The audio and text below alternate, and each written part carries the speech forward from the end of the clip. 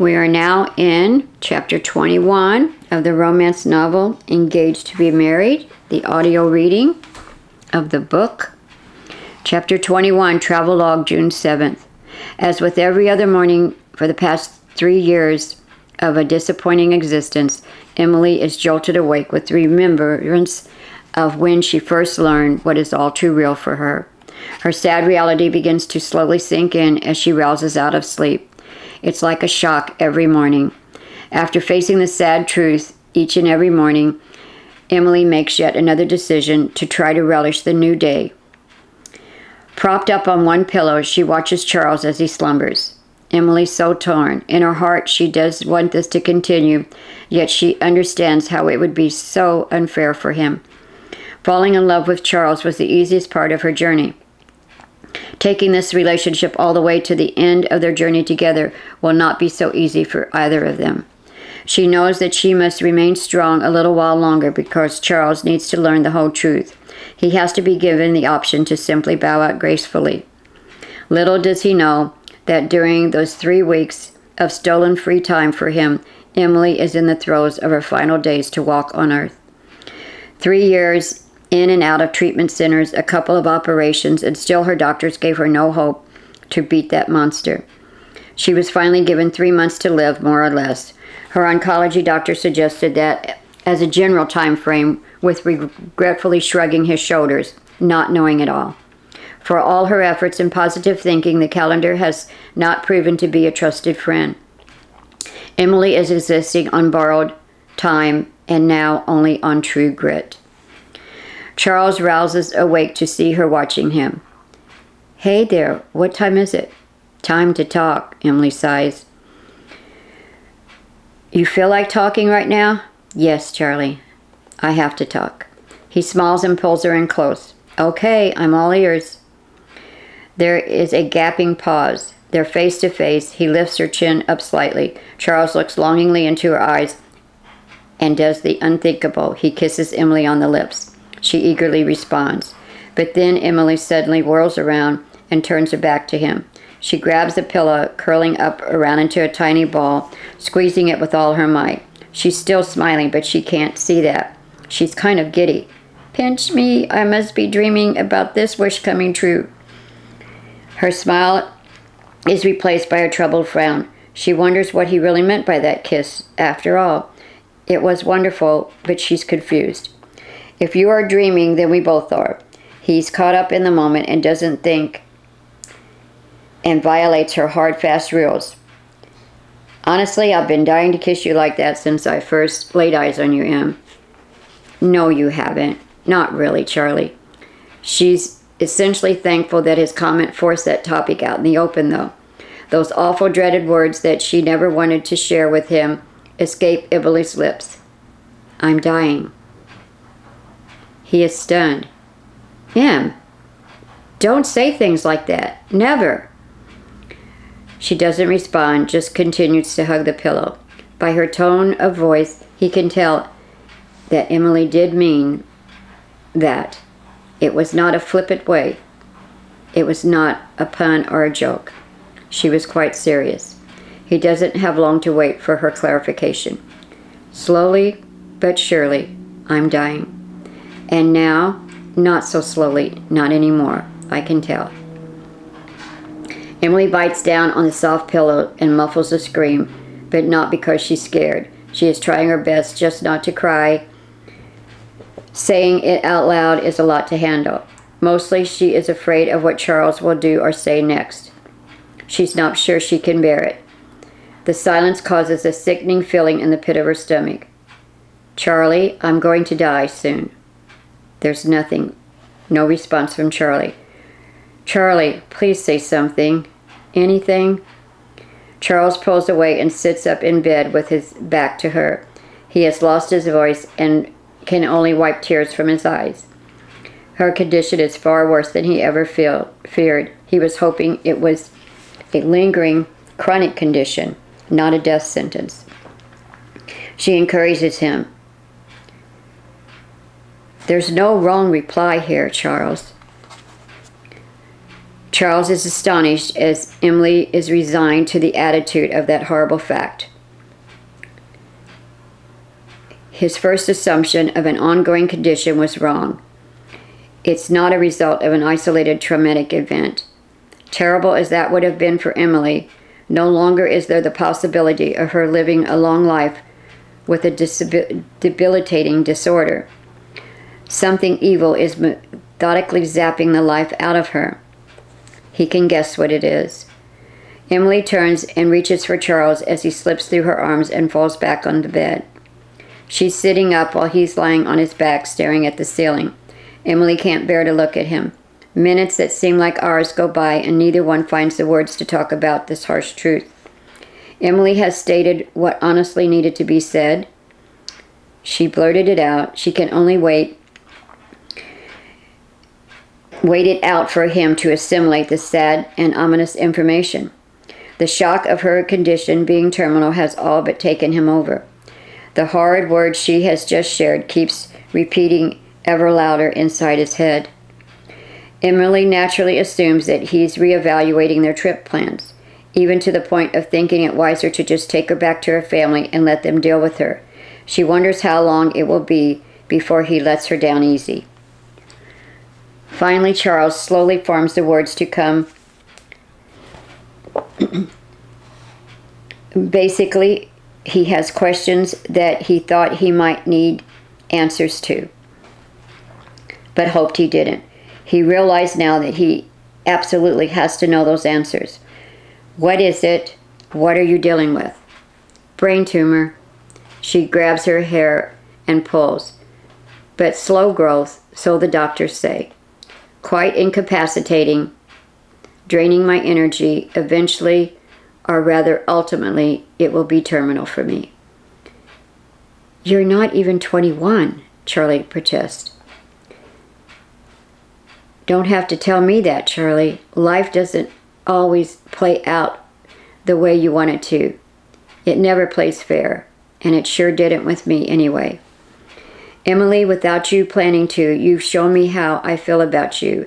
I've never had these feelings for my fiancé. Never even expected to. Nothing like I feel right now, Em, for you. Emily can hardly believe what he is saying. That came right out of left field. Under the circumstances, she was expecting him to address the topic of the tumor. What Charles just confessed really throws her off. She gives him a look of disgust. And just how do you feel about me, Charles? Happiness mixed with sadness? If so, that's no way for any relationship to continue. GASS, Good Samaritan Syndrome, is kicking your butt right now, just like it has with all the rest of the family members I've been around. I'm not looking for your pity, mister. I'm running as far away from all that and those people as possible. No pity. Okay, maybe a little. How do you know these things? Charlie grabs her hands, kissing them several times. Sincere teardrops fall onto their tightly clasped hands. She feels his hot tears falling on her hands. It's precious, but it's too intense for her. Her heart aches for him. Charles bolts upright. Isn't there something I can do? I have a sizable savings account. We should get a second opinion. We should find a great specialist who... And there it is. Been waiting for you to go full on GASS. Anything, I'll do anything for you, Em. I really think you would, Charlie. But been there, done all of that, Charlie. We've researched, we read up on it, we took all those disgusting natural remedies, nasty tasting stuff, all that was too. Ugh. Stupid operations where they cut off my beautiful long hair. But those did more harm than good. It's never helped. Nothing's helped. My parents even went out on an illegal limb. Somehow they secured foreign drugs. Nothing has helped. They actually flew me out to be prayed for. A weird faith minister healer, some guy, if you can believe that. Ha, no pun intended. Believe that? Sounds like you really have done it all. Charles had a paltry hope that it was possible, but that's all too quickly deflated now. Yep, pretty much. So sick of doctors. Again, no pun there. Charles is not laughing. I can't even imagine what you've been put through. My family has pretty much broken every rule of what not to do with a terminally ill person. So I have that experience too. Those words continue to hit his heart. Charles takes a deep breath. How long? Geez, Jim, I can't even say it. No problem. I've got this, Charlie. How long do I have? Yes, how? Not long, Charlie. You're getting weaker by the day, aren't you? He adds, I've noticed that you just... He begins to tear up again. A painful lump forms in his throat, preventing him from saying anything more. The tears begin to flow once more. Emily interrupts him and spares Charles the difficulty of putting it into words. Aw, please don't do that, Charlie. What do they know? They can't be certain about these things, not really. All they've got to go on are past records of other patients with brain tumors. I'm not from the same mold as any of them, and I refuse to take that deadline seriously. But doctors did give you a timeline frame for years or months. Charlie, some patients curl up and give up almost immediately after getting that diagnosis. Others live a little longer, I guess in denial for a while. And you, Em, what do you say to their death sentence? I say that I'm different from anyone else on this planet. I'm determined to live as long as I can and experience as much BFWI as I possibly can get into. Wait, no, as much as we can get into. Wow, you've been so brave. I didn't even know. She offers Charles a victorious high five. If you're still up for it, that is. Charles reciprocates, smacking her hand and nodding. He continues to hold her hand in his. Before forever. Now I get it. Charles remains completely amazed. Emily's fearless, positive attitude is above and beyond anything he's ever witnessed in any other human being he's ever known. He wipes his eyes, but still has that painful lump lingering in his throat. Charlie, I want you to know that I do intend to be the exception to the rule. He manages to squawk out a few words. Maybe with us making plans, has that helped? Definitely. I have a whole new reason to go on. You are the answer to my prayers. And that's really weird to say because I don't even pray anymore. But it's like my old dusty prayers have now been dusted off finally, and maybe some are being answered. Yeah, they are. Although not going to get my hopes up for that powerful miracle cure that my mom used to claim over me every single night. I've heard about people getting into stuff like that. Sorry that you've been put through so much on top of having this disease. Comes with brain tumor territory, I guess. I've had to put up with others' GASS. I was tired of staying home with my parents, staring at four walls, and them just staring at me, afraid to let me do a blessed thing. I was about to go crazy, Charlie. I'd get so irritated and I'd scream at them all the time, and that wasn't fair. They made lame excuses for me. Oh, it's the tumor. Oh, it's the drugs. Oh, it's the pain she's in. But it was their possessiveness that made me go half crazy. They couldn't know. I'm sure they meant well. He doesn't know them at all, but Charles finds himself defending them. He figures he probably would have done the same thing. Wasn't any of that other stuff. It was them. I couldn't tell them that. They love me, and they don't want to lose me. My last words can't be that I can't stand you. I get it. They never even allowed me to take walks by myself. They protected me so much, but they imposed severe limitations on me. Is that what they felt they had to do? What was it going to hurt for me to take a few risks? Kill me? And she laughs. Charles chuckles. I guess I see your point. It was all they knew to do, smothered me with care and concern, and it was just too much to take, Charlie. He dreads telling Emily a hard truth. As much as I do not want to admit it, I have to say this. You are denying them that precious little time they have to spend with you. Look, mister, for your information, I stayed on with them until I honestly could not take it anymore. The doc had said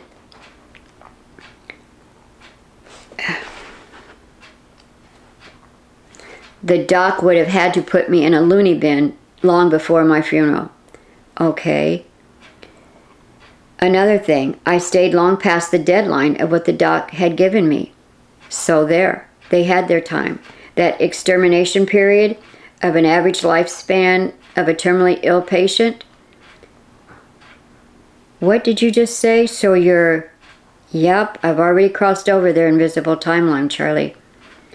But I'm determined to show all of them just how wrong they can be about these things. If given some freedom to just breathe, you know? So there, you wanted to know what my goal is for this trip? There's my goal. I never would have guessed. See what I mean, Charlie? You had no idea what you took on by asking me to come along with you on your vacation. Your goal, wow. I look like one wimpy wimp next to you. Charles shakes his head, disgusted at himself. I get why you came at me with all those insults. So you understand me better now, do you? Yeah. And just get it out in the open. I'm going to say, I'm not leaving you, Em. I've got this. Somehow, I think you just might, Charlie. Wow, you didn't say that. You didn't say, don't I wish this time. I don't have to say it anymore. My wishes are being filled, one by one. It's pretty amazing. This is some trip we've embarked on. No pun intended. I never thought I would feel this way, Charlie. You make me so happy. He decides to be brutally honest. Your parents, they've got to be besides themselves with worry, you know. Please don't keep defending their cause. This is my free time, too. You, of all people, should be able to relate to that. Right, Charlie? Am I right? I walked right into that one, and you got me there. I've done my time. I've watched my parents hang on to every word I said as they mourn my passing, even videos. All of it, right in front of me. That couldn't have been easy on you or them. For months now, Charlie, every single moment was caught on video. Like all of us might one day view it together at some point in the future, sitting there with my fiancé, embarrassing me to no end and having good old laughs about it. Charlie, I'm not going to be around when they do sit down to watch it again. And that's just creepy, you know? She literally shudders. Charles doesn't know how to respond to that one. He's never had a conversation with anyone dealing with the realism of their impending death before. And her parents' actions are even starting to creep him out too. So, borrowed time. Emily saying those words out loud hits him deep in his gut. But facing her drastic situation is the basis for her acquiring a train ticket in the first place. He would have never had met her if she wasn't on borrowed time. He is thankful they have met up despite the circumstances. Yep, they were so pathetic. They would hug me at night, and each night would be the last time they'd ever see me. I almost thought they'd hope I die in my sleep and make it easier on them. Oh, wow. That children's nightmare prayer, well, it's really a nighttime prayer, but I call it a nightmare prayer. Now I lay me down to sleep. I pray the Lord my soul to keep if I should die before I wake. Well, I thought it just might come true for me. 3 years worth of those nights like that, wondering if I'd wake up. Try going to sleep with seeing their sad faces and all those freaky thoughts in your head. Yeah, that prayer is kind of weird to have kids say at night. It got bad, Charlie. It got real bad. The pain or the atmosphere. I'd yell out for any reason and they'd come running at the drop of a hat. Once my dad had his pants dropped and he still came racing in the room, pants around his ankles. Charles laughs through his tears. He tries his best not to tear up for her sake, though. He doesn't want Emily becoming disgusted at him like she has done with her family, so he tries to be tough and brave.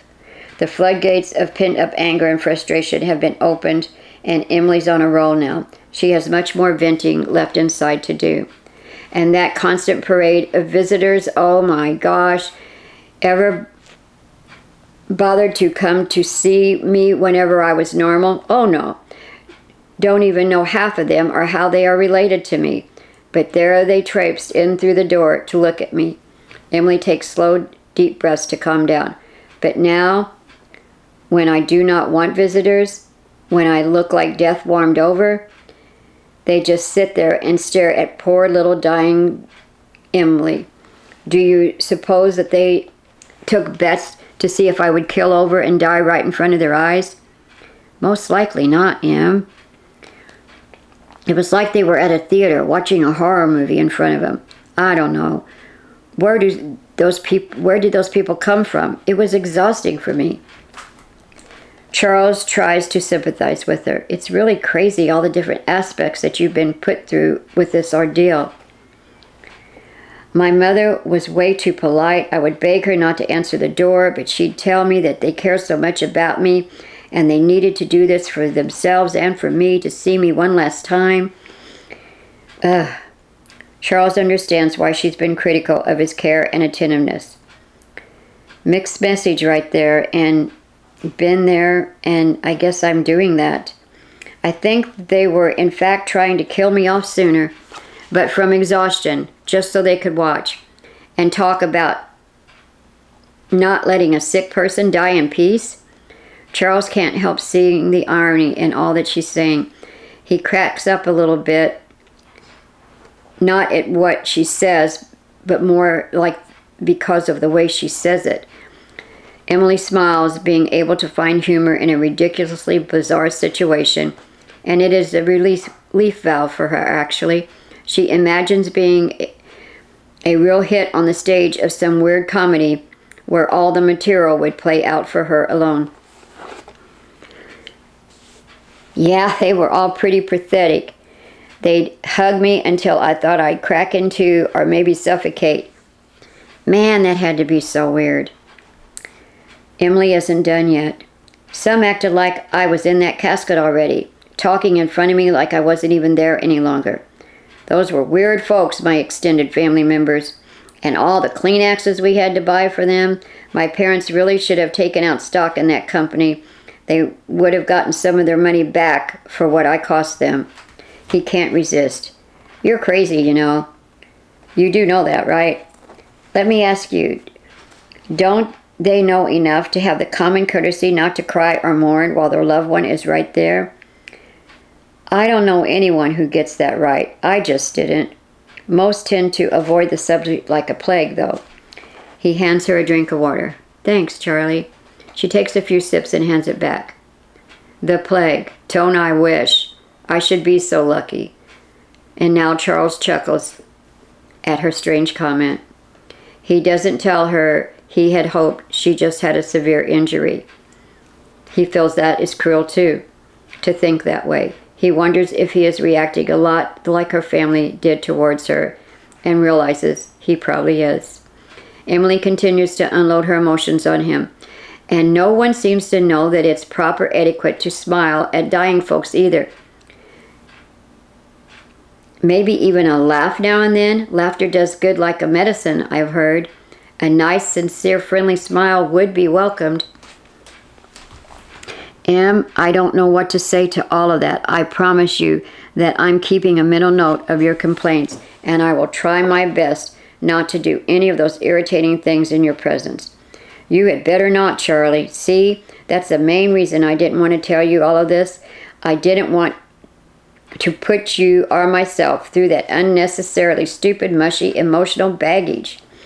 And yeah, like you, I was being a little bit selfish.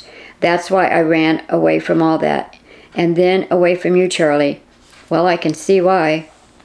I really don't want our vacay to turn sour like it did for me back home with my parents. Shouldn't I be allowed to spend my last days how I see fit?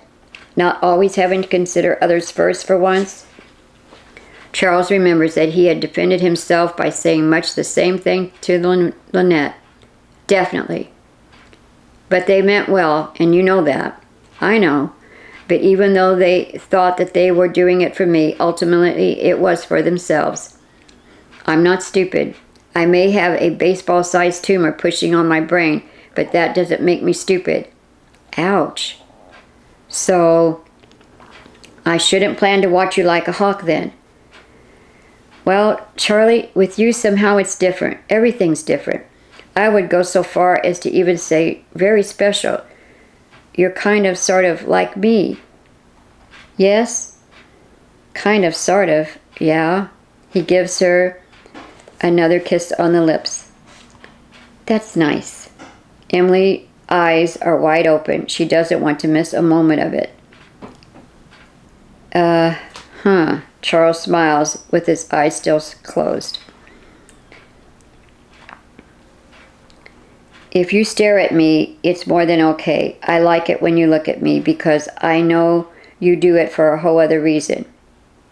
But if you were married, sure, that would be so wrong. But you're not yet, so, okay, good to know. I can gaze upon your loveliness and it will not offend you. His voice goes low. This is definitely not coming from pity, Em. She laughs knowingly. You're not so hard to look at either, Charlie, old man. But I'm very thankful that I didn't meet you before your transformation, though. I can just imagine. Hey, he sighs. Well, I'm glad you took those pictures. Stop. Do not say anything final. No final words. None of that kind of talk. And whatever you do, don't mourn. Not while I'm still here with you. Don't you dare waste my precious time on worthless stuff like being sad, Charlie. There will be plenty of time for that stuff when I'm... Got it, Em. Got it. She rethinks what she just said. Nope, not even then. I feel lots better if I knew you'd only smile, or maybe you might laugh a little when thoughts of this time we've spent together comes to mind. I'll do that, Em. I promise I will. I'll do that. Your attitude is making it much easier, too, I have to say. Whenever those thoughts pop up in your mind, I'd like to know that I'm still able to make you happy. I don't want our friendship leaving you with a sour taste in your mouth, however old that saying is. She leans back on several pillows and closes her eyes. A slight smile crosses her face and lets Charles know that she is happy there with him, and possibly relieved. But he can tell that her confession has physically taken a toll on her. She looks worn out already. Em, you must be exhausted getting all this aired out. May I at least know where you are with this tumor and your pain level, how you are truly feeling physically? I don't really know. These could be my last few good days, a couple of weeks more, maybe. I can tell you that things are starting to close in on me. What do you mean by that? How's that? Sorry, it's the only way that I can think to describe it. Some moments are not as bad. Other days, it's like a dense fog tries to set in. I lose track of time and where I'm at and what I've just said, though I've not been voicing any of that. Charles stands up and walks over to the window. For the first time in his life, he really wants to hit something, but he doesn't want to frighten her, and it's never been his demeanor, and so Charles restrains himself. He feels guilty having pushed her hard to accomplish that silly little want list of hers, although she's the one who gave him the list and truly wanted to experience those new things before her life is over. And Charles is angry with the universe, cancer cells in particular. It's all he can do to keep calm. He can't help but firmly voice what he's feeling. It's not fair. It's not fair at all. Boy, have I said those very words about 1,000 times. Emily agrees with him. The fact of what he's facing compared to what Emily is facing becomes appallingly apparent, and he is again disgusted with himself. A strange rush of guilt goes through him. Em, how have you put up with me, complaining about my stupid crap? I've griped about the littlest things. My pissant problems are nothing, and to top that all off, it's my puny future that I'm upset about, and at least I have a future. I have to admit that it was loads of fun putting you in your place and watching you squirm. Now maybe you'll actually listen to me sometimes." She chuckles. Charles smiles and goes back over to the bed. He sits on the edge, silently staring into her eyes. He has much that he would like to say, but he can't come up with the proper words, and is now weighing out every thought, not wanting to say the wrong thing. He tries his best. "I am staying here with you until..." "You okay, Charlie? Seems like you're having trouble putting two words together. Shouldn't that be one of my problems?" She chuckles again. He shakes his head as it almost overcomes him. She reaches out and touches his cheek, wiping a tear that escaped from the corner of his eye. He leans in to touch her and leans into her touch. "Charlie, you're so sweet to want to do all this for me, but I don't even know what it is I will be facing in the next few days or weeks. It could get really messy and even ugly. I really like for you to remember as a cute little tuna fish and not some dead fish. I'm not afraid of all that other stuff. You're what matters. I don't want you to go through this alone." "Well, girls can be pretty vain, you know. I mean, when it comes to dying particularly. My reputation of being a lovely princess all laid out in fine array is at stake now. You should know this. It could also go really scary. I might even go ballistic on you. Be out of my head. But don't take any of it personal, Charlie, okay? Doesn't matter. And you've already done all that, so what else is new?" She laughs and gives him a big hug. "Gosh, why do I feel like I've known you all my life? I love you so much." Emily sits back. Her slip of the tongue takes them both by surprise. He knows what he would really like to say in response. Charles isn't sure that this is the time or the place, though. They are both too vulnerable at the moment. She switches gears. "You know, Charlie, you might be able to handle this situation after all, much unlike my poor, sad parents.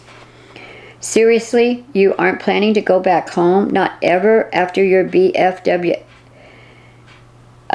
is completed? After your BFWL is completed?" Charles feels sorry for Emily's parents, though he doesn't want her to go. He doesn't want her to leave his side. "My BFWL won't ever be finished, not completely. I'm not well enough to." And the sentence falls off. Once again. "Oh, ye of little faith. Fill me in. Besides, don't you get it? They need to be angry with me. That's the way this deal is supposed to wind down. They need to get over me. I figured, before I met you, that is, that I'd be found, maybe slumped over on that train somewhere far away, no identification on me, and whatever would happen after that would happen. It wouldn't matter to me. In your own way, you were trying to make it easier on them. They would never understand that is what I'm doing and why I'm here and why I boarded that train, but yeah. But seriously, do you think this is the best way to go about it? Actually? Look, it would have taken the authorities time to figure out who I am. No, who I was. By that time, my parents would have been thankful just to know what had happened to me in the end. And they'd get to hold that very special funeral that we've all planned together. Are you kidding me, Em? Jeez. Charlie, they acted like it was my wedding we were planning. All the beautiful flowers and the meal with the family and just the perfect dress I'd be wearing. All that. Emily begins rolling with laughter on the bed at the absurdity of it all. Why is that so funny? What am I missing here? Charles can't imagine what was so funny about their bizarre behavior concerning her funeral. Both of us really have run away for basically the same reasons, Charlie. Emily laughs and slaps him on the shoulder. You and me, we've both been running from awful and boring details of a dreaded future event. He rubs his arm. Ouch, you still have a strong punch in that bony fist of yours. Oh, I get it. Okay, yeah. And then you came along. And since I was still hoping for at least some of my BFWL to finally come true, it has, thanks to you. I'm not too disappointed that you've spoiled my original train death plans. Not at all. Odd words to say, wow. But that's good to know, Em. I messed up your initial plans. That's great. I'm glad. So, may I ask, why did you agree to take me up on my offer? I guess it was just you, Charlie. Oh, he acts embarrassed, assuming she's taken with his manly good looks. You look so sad and helpless, actually, he scoffs. Oh, it's that way, is it? That's a terrible thing to say, when here I am trying my best to appear so cool. Emily laughs. He laughs too at his pathetic self. You were just too pitiful, Charlie. Okay, I get your point. I thought maybe I could manage one last good deed by straightening you out a little bit. He gets serious, and you have. So, seems even you are not immune from the GASS syndrome. I tried my best to sneak off and to get back to the original plan. Said yes to you, but was thinking all along when the time came closer, I'd bail on you too, just like I did on them a couple of times. You've confused me a lot. Emily explains it better. No more, though, because you've turned me into a freaking boomerang, Charlie. I just keep coming back around, and you're right there to catch me right before I fall. And you're one amazing girl. She giggles.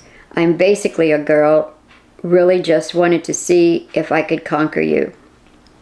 So there, I'm selfish too. He blushes. And just what do you mean by conquer me? Though I think I already know the answer to that. At first, it was conquer. You know, like bringing someone to their knees type of a thing to make you realize that your real purpose in running from whatever you were running from wasn't that important. But in doing that, I seemed to conquer you in a way I had never intended. She forms a check mark in her invisible checklist. And bingo, you kissed me and fulfilled another BFWL item I never thought would ever happen to me, Charlie. Checking that one off my list. So a kiss was on your list. My first. From a guy. She had to admit it. He hugs her and won't let her go, but cannot bring himself to look at Emily just then. He's embarrassed by more tears in his eyes. I'm truly honored to be the man to fulfill these wishes for you. It takes a moment for both of them to regain some composure. Charles asks her the ultimate question. Okay, Em, so in dealing with your condition, with symptoms that are increasing, what symptoms are still left to encounter? Oh, that's an easy answer. At least, textbook, what the doctor said. I'll begin to be confused more and more. I'll stumble with my words. I'll get dizzy a lot too. And then close to the last, I will probably lose my sight. And then the brain will shut down. And then, it'll be like I'm switching off connectors in my head one by one. Though it might be in different sequences than the way I was told. I was told the process won't be too painful, actually. I just need to control those stupid headaches right now. It makes me so nauseous and sick. And then the switch will go off. Lights out. Hospitals? Charles has to know her final answer on that if and when she gets to a point of not being able to be verbally communicative with him. No, 1,000 times no. Emily is adamant about that, shakes her head, and motions with her hands. Not at all? What if you're in a lot of... Charles can't bring himself to contemplate a worse trauma for her to have to experience than what Emily is currently dealing with. What if I moan in serious pain, if I beg you to take me? It's still a no, Charlie. Another reason I left home. My mom slipped me off to that torture chamber of a hospital every few weeks. Like this or that new research was going to make any difference, and they'd find a miracle cure. No more guinea pig stuff. I can't take it. I won't take it. Okay then, I get your message loud and clear. Just the pills. There is no sense in trying to prolong the end when it does get to that point in my game of life. And for what? To say goodbyes to an X number more times of X number more friends? What's the point in that? No, thank you. I can't do it. I won't do it. Gotcha. Charles nods with each declaration that she makes. It's like this, Charlie. It's going to happen, and I'm the one it's going to happen to. So shouldn't I have the privilege to die how and where I want to? See the things that I want. See first and foremost when I'm near to the last moments of my life. Do what I want to do. And let me tell you, it sure is not going to be a freaking ugly nurse with cold hands and a pointed hot syringe. That's not how I want to go. Charles laughs. His tone gets serious again. Just how do you want it to go, Em? How do I want it to go? Honestly, with you, Charlie. I want to go seeing your face, hearing your voice, and making you laugh. Or at least a little smile. He takes a deep breath. That admission of M's is a lot to take in. This situation is almost too much, and he's not sure he will garner the strength to come up under that when the time comes. For the first time, Charles sees just how final this trip is for her. Emily was accurate about this being way too much to expect of him. Charles can only sit and hold her for the longest while. She falls asleep in his arms. He gets her situated in a comfortable position, how he sees how she likes to lay in bed, and gets dressed for the day. Going through a desk drawer, Charles sees a Bible. He opens it to a passage about a dying girl receiving a miracle. Glancing back at Emily, Charles did not want to offer her any false hopes, but he feels not trying to do something would be too regrettable on his part. Emily rouses a short time later. He's sitting right there beside her, and she smiles and he does the same. Charles holds up a Bible. Don't you think we should at least consider a miracle option one more time, Em? No messing with doctors, but at least try it. Charlie. He shakes his head. I've never been one to go to church or even pray much, if at all. But if we were to do like some repenting or something? Come on, Charlie. You of all people, don't you understand what just happened here? Emily reaches up and throws both her arms around his neck. I've already received my miracle, Charlie. You're my miracle.